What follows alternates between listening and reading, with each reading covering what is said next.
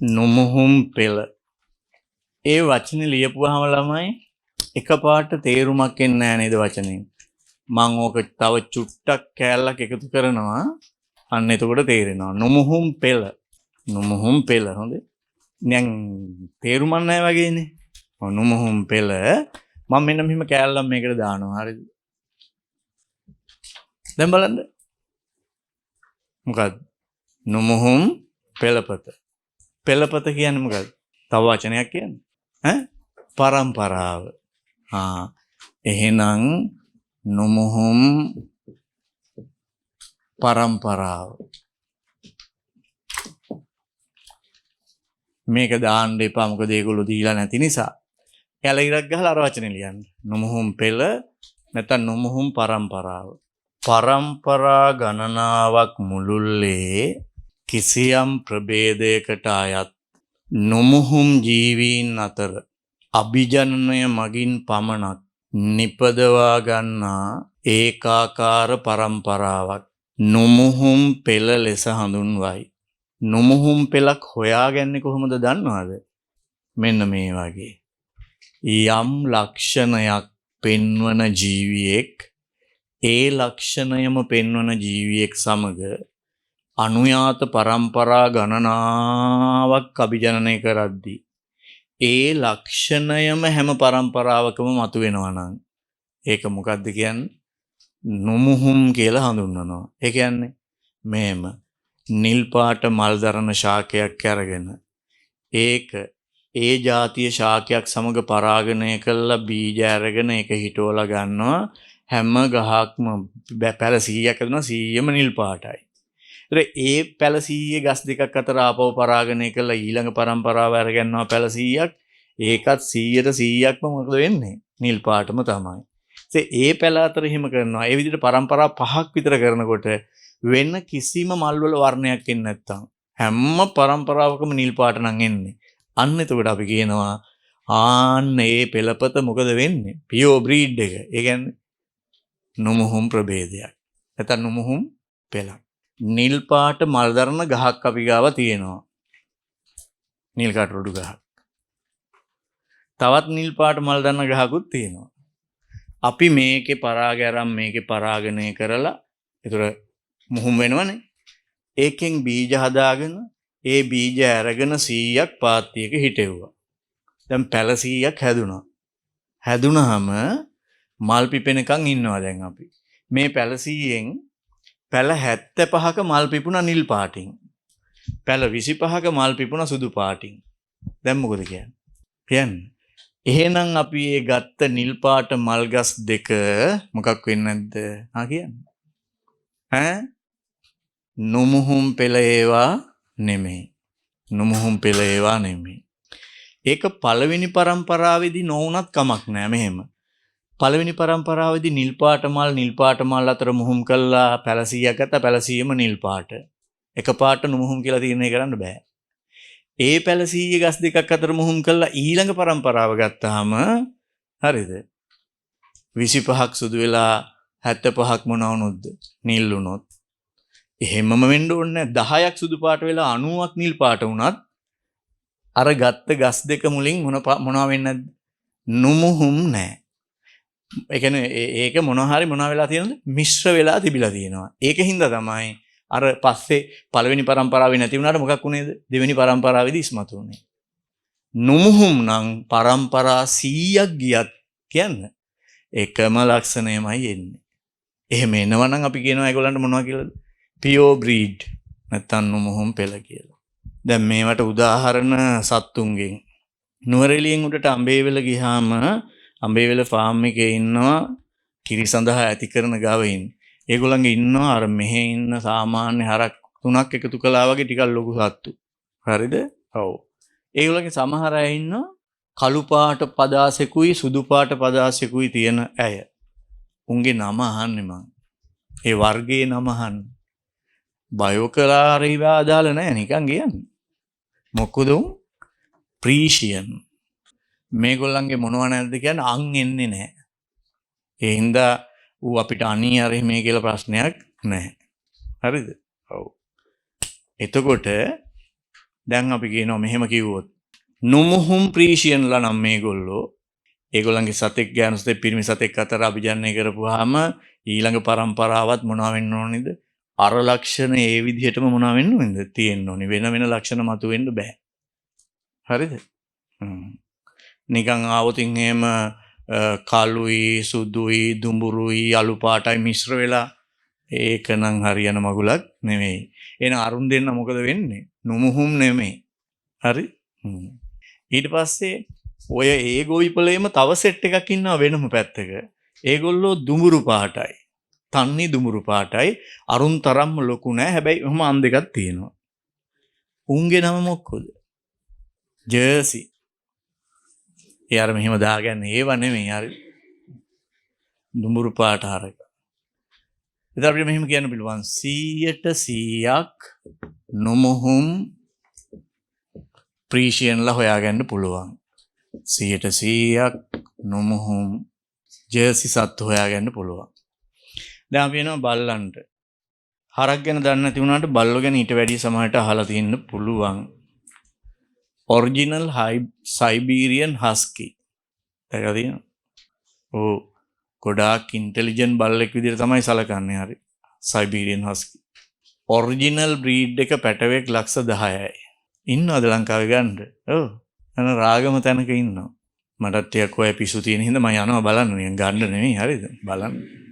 ඔව්. එතකොට දැන් මේ පැටවෙක් අරන් බලනකොට අපිට අපි ඉතින් ඔය සයිබීරියන් හස්කිලා ඔය රූප ෆොටෝ අර වයින් මෙහෙම දැකලා තින්නේ.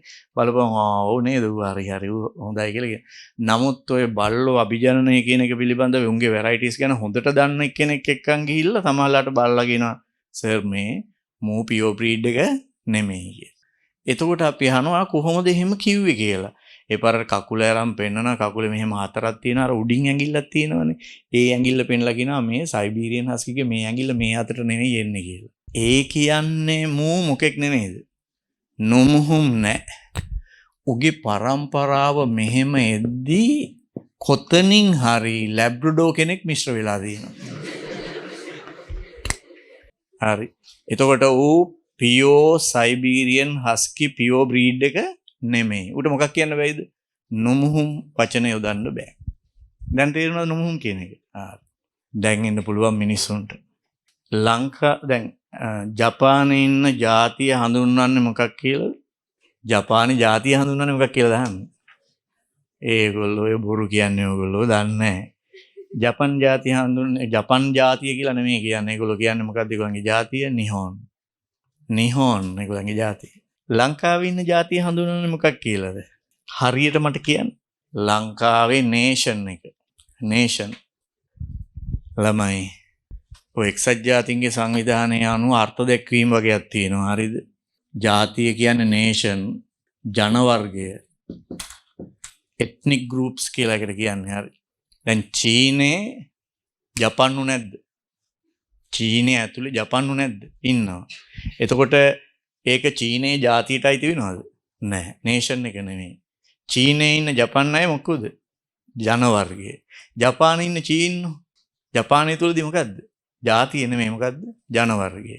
කොහොම දෙකක් තියෙනවා අර්ථ දැක්වීම දෙකක්. මේකට කියන්නේ එත්නික් ගෲප්ස්, මේකට කියන්නේ නේෂන්. දැන් ලංකාවේ නේෂන් එක මොකද්ද කියලා මං අහන්නේ. මොකද්ද? ශ්‍රී ලංකන්. එහෙම තමයි කියන්නේ. හැබැයි ඉස්සර තිබුණේ පරණ මේ ඔයගොල්ලන්ගේ ආච්චිලය සීලය කාලේ පරණ තොරතුරු අරන් බැලුවොත් ඒ ජාතිය හඳුන්වන තැන ඉස්සරහින් තියෙන්නේ මොකක් කියලාද? කියන්න පුළුවන් නම් ශ්‍රී ලංකන් කියලා නෙමෙයි දැන් තියෙන්නේ. ඉස්සර තිබුණේ මොකක් කියලාද? සිංහල කියලා තිබුණේ. ඇයි දැන් ඒක ශ්‍රී ලංකන් උනේ? සිංහල කියලා ජාතියක් දැන් නැති නිසා. සිංහල කියලා ජාතියක් දැන් නැහැ. හැබැයි නිහොන් ජපන් ජාතිය තාම ඉන්නවා. සිංහල කියලා ජාතියක් නැහැ. ඇයි එහෙම නැති උනේ? ටක් ගාලා කියේ හස්කිට වෙච්ච දේ තමයි. හරිද? ඇයි එහෙම නැති උනේ කියලා අහන්නේ. නැති උනේ පියෝ සිංහල බ්‍රීඩ් එකක් කියලා එකක් දැන් හොයන්න යන්නේ නෑ. ඇයි නැති උනේ? නැති උනේ මේ පරම්පරාවලදී වෙන වෙන ඒවා මිශ්‍ර වූ නිසායි. කොහෙන්ද යකෝ මිශ්‍ර උනේ එහෙම? මිශ්‍ර උනේ ලංකාවට ආක්‍රමණ හරියට තිබිලා තියෙනවා. ඇයි ළමයි මේ ලෝකේ වෙනත් ජාතීන් අපිව ආක්‍රමණය කළේ? ලංකාව ආක්‍රමණය කළේ ඇයි? ඉතින් සමහර රටවල් කවුරුත් ආක්‍රමණය කළාම නැහනේ. දැන් පැපුවා නිව් ගිනියාව ආක්‍රමණය කළාද කවුරුත්? මේ අපිවම ආක්‍රමණය කරන්නේ මොකද බං? අපිට තිබිලා තියෙනවා සතුරු ආක්‍රමණ 30ක්. ලොකු ඒවායින් පොඩි පොඩි ඒවා තිබිලා තියෙනවා ගණන් ගන්න බෑ. 30ක් තිබිලා තියෙනවා. 30කට ආසන්න ගණන්. කාලිංග මාග හරිද? චෝල පාණ්ඩ්‍ය කේරළ ඔය ආක්‍රමණ හරිද? ඊට පස්සේ මෑත කාලේ පෘතුගේසි ලන්දේසි ඉංග්‍රීසි මුන් ඔක්කොම අපිව ආක්‍රමණය කරනවා. දැන් ඕගොල්ලෝ කියන්නේ අපි ගිහිල්ලා ආක්‍රමණය කරපු රටක්. අපි ජපානයෙන් කෑල්ලක් අල්ලගත්ත කාලෙක ගිහිල්ලා. උංග මරලා. එහෙම කළාද? අනේ නෑ. අපි ෂේප් එකේ හිටපු අපිවමයි ආක්‍රමණය කළේ. හරි?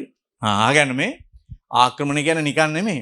උන් ඇවිල්ලා අපිත් එක්ක යුද්ධ කළා අපිව මරලා මේකේ කොටසක් අයිති කරගන්නවා.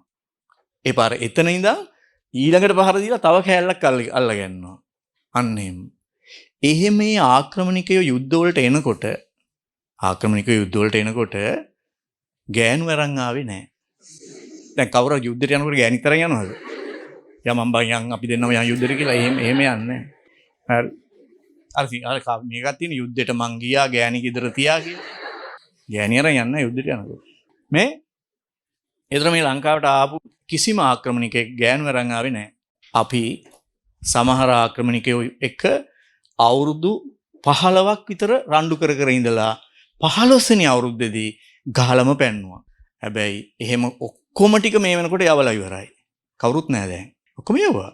හැබැයි ඒගොල්ලෝ ගියාට ජාන ටික මොකක් කළාද? මෙහෙ තියලා ගියේ අන්න අර වගේ. ඒ නිසා සිංහල කියන මොකක් නැද්ද දැන්? පියෝ බ්‍රීඩ් එක දැන් නැහැ. ඒ නිසා ජාතිය සිංහල නෙමෙයි මොකද්ද? ශ්‍රී ලංකන්. වැඩි ඉවරයි. පියෝ බ්‍රීඩ් එකක් නැහැ. කොහෙවත් නැහැ. මික්ස් වෙලා. එහෙනම් අපි මොන පෙළ නෙමෙයිද කියන්නේ? ඈ? නුමුහුම් පෙළ කියලා කියන්න එපා කොයි වෙලාවකවත්. නුමුහුම් පෙළ නැහැ දැන්. හොයන්න. ඉස්සර ඉන්න ඇති. හැබැයි නුමුහුම් පෙළ කට්ටියක් තාම ඉන්නවා ලංකාවේ. ඒගොල්ලෝ එහෙම මොනවුන් නැද්ද? එහෙම මිශ්‍ර වුන් නැහැ. අමිශ්‍රව ආපු එකක් තියෙනවා. කවුද? කියන්නේ? ඔව්. තව ඉස්සරහට යනකොට ඒගොල්ලොත්ගේ නුමුහුම් බව නැති වෙයි සමහර විට. හරිද? ඔව්. කවුද? ආදිවාසීන්.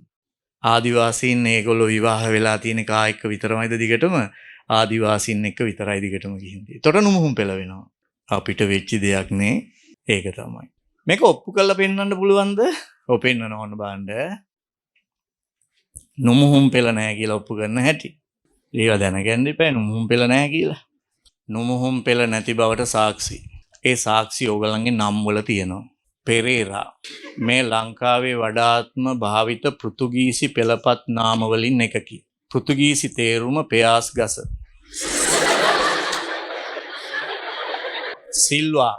සිල්වා යනු පෘතුගීසි නොව ලන්දේසි වචනයකි. ලන්දේසි භාෂාවෙන් සිල්වා යන අර්ථය ලඳු කැලෑවයි. පෘතුගීසි යෙදුම ඩි මෙලෝ එහි අර්ථය මී පැණි. පීරිස් පෘතුගීසි යෙදුම පීරෙස් අර්ථය පීරිසිය. ඊළඟ එක ඩයස් පෘතුගීසි යෙදුම දියාස් අර්ථය දිනකර. මෙන්ඩිස් පෘතුගීසි යෙදුම මන්දෙස් තේරුම මන්දෙස්ගේ පුත්‍රයා. ප්‍රනාන්දු යුරෝපයේ රටවල් රැසක පෙළපත් නාමය වේ. හරිද? ෆෙනාන්දෝ ජර්මානු රජ පෙළපතේ නමක්ලු ඒක. අම්මට සිරි ඒක තියෙන එක හොඳයි නේ. ඊළඟ එක ෆොන්සේකා ලතින් මූලයක් තියෙන්නේ ෆෑන් සීකා කියන දෙකෙන් හැදිලා තියෙන්නේ. ෆෑන් කියලා කියන්නේ උල්පත, සීකා කියන්නේ වියලි බිම. වියලි බිමේ උල්පත ෆොන්සේකා. අල්විස් ජර්මානු මූලයක්ලු තියෙන්නේ එක හරිද? පෘතුගීසි නාමය අල්වේස් අර්ථය අල්වේස්ගේ පුත්‍රයා. රොද්රිගෝ ස්පාඤ්ඤ මූලාශ්‍රයලු තියෙන්නේ. සොයිසා පෘතුගීසි මූලාශ්‍රයක්. අල්මේදා අරාබි මූලාශ්‍රයක්. අල්මයිදා කියන එකෙන් ඇවිල්ලා තියෙන්නේ. ඔහොම පැස්කුවල් පෘතුගීසි මූලාශ්‍රය අර්ථය පාස්කුව ඒකේ අදහස පාස්කු මංගල්‍යය. දැන් මේකෙන් මොකද පේන්නේ? ඒගොල්ලෝ මෙහෙම මිශ්‍ර වෙච්ච අය ඔෆිෂියලි එයාගේ නමේ කොටසක් භාවිතා කරන්න ඉඩ දුන්නා. ඉතින් කොහොමද මිශ්‍රව හොයන්නේ? හොයන්න එපා වැඩන්නේ. හැබැයි ඔය නුවර පැත්තට ගියාම එහෙ ඉන්නේ නැහැ ටිකක් ගැම්මෙන් ඉන්නේ. ඔව් ඔව් යා. ඒගොල්ලෝ නැත්නම් අමුතු ගතියක් කියන අමුතු විදිහට ඉන්නේ ගැම්මෙන් ඉන්නේ හරි.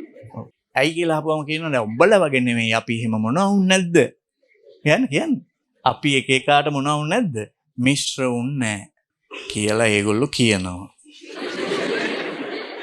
ඒ කිව්වට මේ සර්නේම් එක ආවේ ඔෆිෂියලි මිශ්‍ර වෙච්ච නිසා.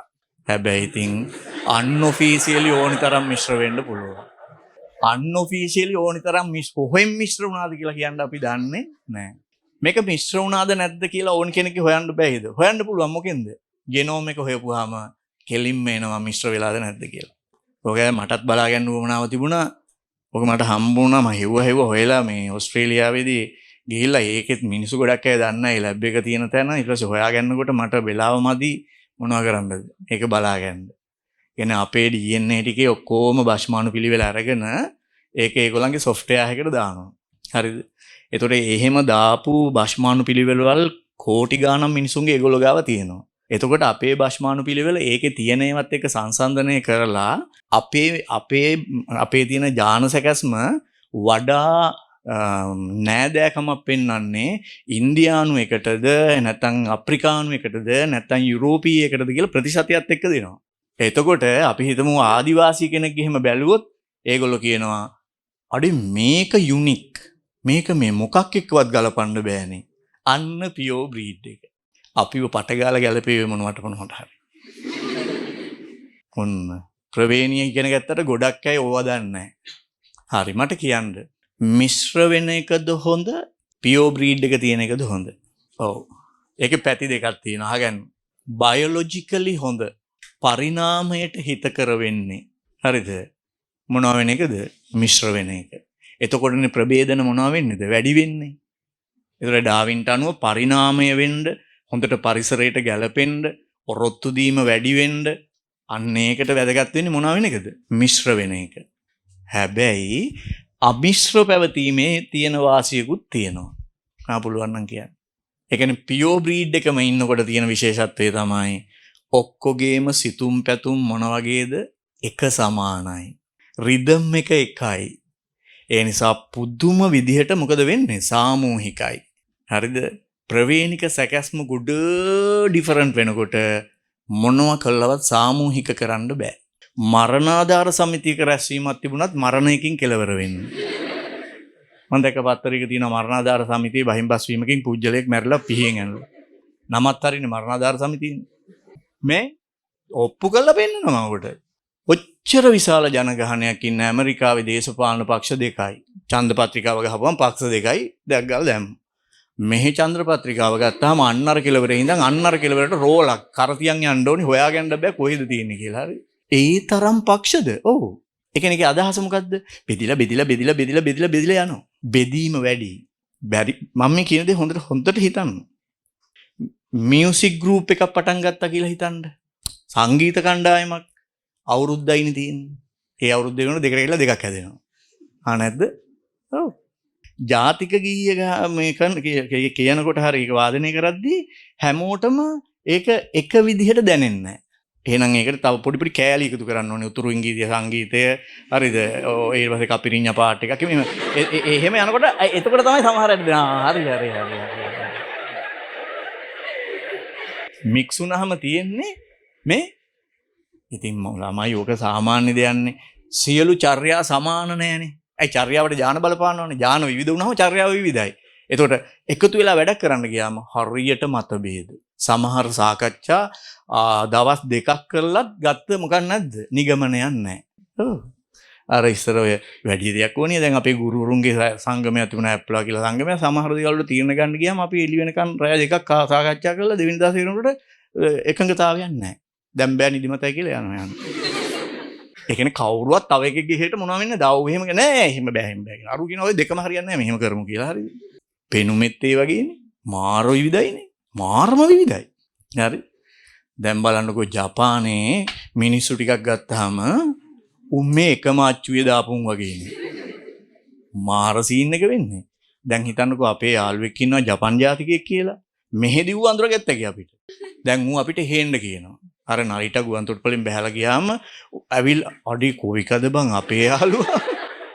අපිට ඔය ඉන්නවා 50ක් විතර අරුද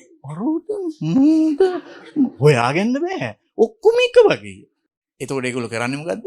උගේ නම ගහලා බෝඩ් එකක් අල්ලන් ඉන්නවා. නම ගහලා බෝඩ් එකක් අල්ලන් ඉන්නේ. නම ගහලා බෝඩ් එක. උන් තමයි කියලා. නැත්නම් අපි වෙන එකෙක් උගේ ගෙදර යනවා. හරිද? මාර සීන් එක. ප්‍රවේණිය මරුනේ. ඕකයි තත්ත්වය. ඒ නිසා අර වචනේ හොඳයි. මොකද්ද? නේෂන් ශ්‍රී ලංකන්. යාන මහා ලොකු සංයුතියක් තියෙනවා. ඒක බුද්ධි මට්ටමටත් හොඳයිලු. මික්ස් වෙන එක. හැබැයි එකම තැනක අවුලක් තියෙනවා. මොකද්ද? පොදුවේ එක දෙයක්කට එක රාශී කිරීමේ හැකියාව හරි අඩුයි. ඒක රාශී කරපු ගමන්ම මොකද වෙන්නේ? එක එක්කෙනාට ඒක මේක හොඳ නෑ. මේකට වඩා මෙහෙම හොඳයි කිය හරියට මොනවද? පරස්පරතා මතුවෙනවා. ඇයි එක එක්කෙනාගේ රිද්ම් එක වෙනස් නේ? ඒ හින්දා සාමූහිකව පොදු වැඩක් කරන්න හරිම අමාරුයි. ඒක මම හිතන්නේ ඔබට තේරිලා ඇති ඉස්කෝලේ වුණත් ඔය පොදු වැඩක් කරන්න ගියාමනේ බෑනේ කරන්න. බෑ පිස්සුද? කළා නම් ඉතින් කොහොම අමාරුවෙන් තමයි. දැන් ඔබට හිතුන්නේ නැහනේ ඇයි ඒ කියලා. අන්න ඔක තමයි හේතුව.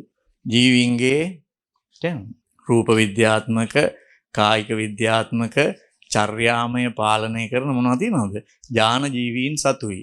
චර්යාත්මක ලක්ෂණ පාලනය කරන ඥාන අතරේ උතුරු ඉන්දීය ඥාන, දකුණු ඉන්දීය ඥාන, කේරළ ඥාන, හරිද? එතකොට ඉංග්‍රීසි ඥාන, පෘතුගීසි ඥාන, ලන්දේසි ඥාන තියෙන නිසා එකිනෙකා හිතන විදිහ මොකක් වෙනවද? වෙනස්. එක අතකට ඒක හොඳයි. එක තැනකදී විතරක් පොඩි අවුලක් තියෙනවා. හැබැයි ලංකාව දූපතක් නිසා මේ ආක්‍රමණ නොතිබුණා නම් මේකේ ඉන්න නේෂන් එක මොකක් වෙනවද? යුනික් වෙනවා. ඇයි ඒ සම්බන්ධයක් නැහැ නේ අනිත් ඒවට. ඒ වුණාට මේ එක එක පැති වලින් එක එක ආවා. උන් ආවා වගේම උන් ගියා. යනකොට ඥාන ටික තියලා ගියා මෙහෙ. දීලා ගියේ. දීලා පෙළපත් නාමෙත් දීලා ගියා. හරි. ඒ අර ඔෆිෂියල් දන්න හින්දා. දන්නේ නැතුව වෙච්ච ඒවා අනන්තයි. හරිද?